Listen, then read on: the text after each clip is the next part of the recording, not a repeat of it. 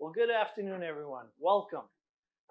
What an amazing day today. Beautiful day out there. Hopefully you got some time to go outside and enjoy it.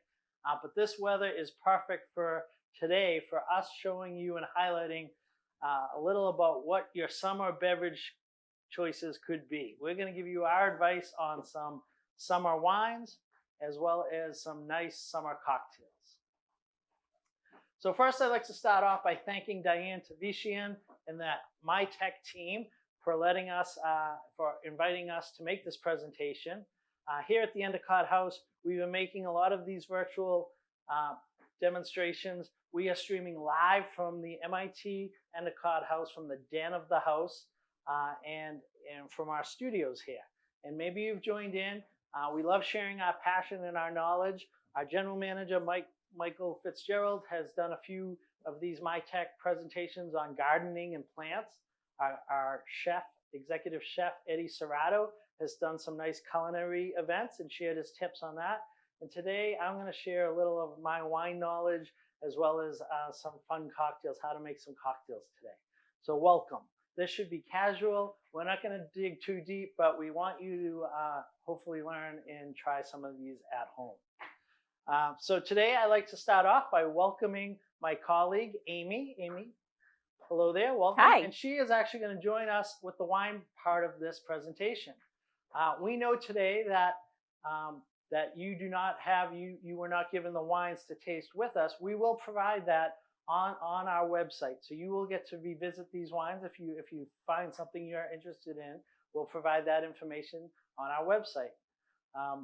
So today's summer wines, I'm going to start off with Amy. Amy, are you a wine drinker? Not a huge wine drinker. I'll enjoy a glass once in a while, but not a huge wine drinker. Okay, and for the summer, as we head into, we're in June now, spring and summer. Is there a go-to wine that you would like to normally go to? If anything, probably a glass of rosé is usually what I go for. Rosé, excellent wines, very delicious, very trendy and popular this time of year. Oh yeah. I think we could do a whole show. Maybe we should do a show sometime on rosé. I actually like wines from the Provence region of France, but they make great rosés all over the world.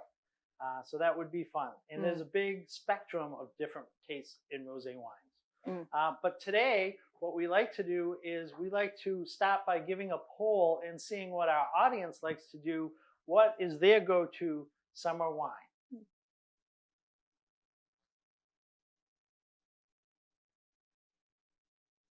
Excellent. All right.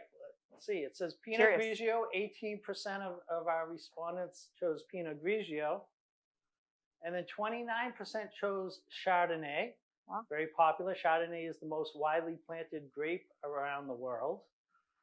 And then 24% Riesling.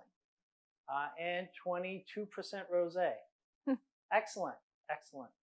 All right. Well, so today's wines, what we're going to do is try to get you out of your comfort zone. We know when you walk into a store, it can be overwhelming. There are wines from all over the world. So pro tip number one is to actually don't feel threatened. Engage with the wine merchant, talk to your local shop owner, and ask him for recommendations because they also want to share their knowledge. All right. So we are going to pick wines all around the globe today. We're going to highlight a few different wines which we think would be great summer wines.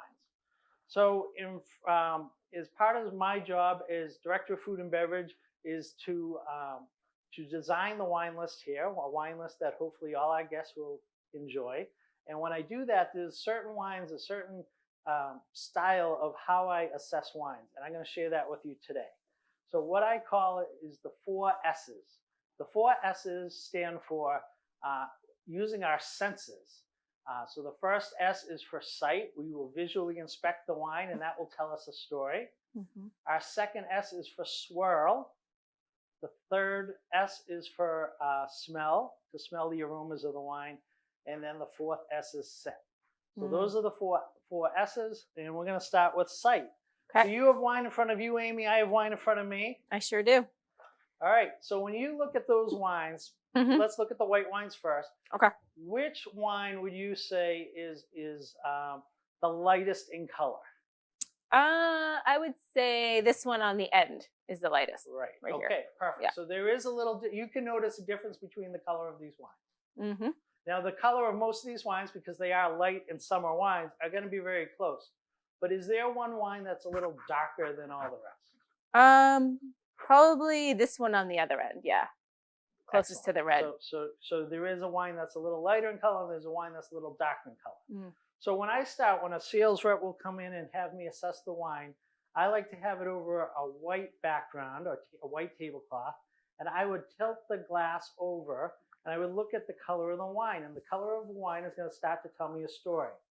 The first three wines are very close in color, very light. So to me, those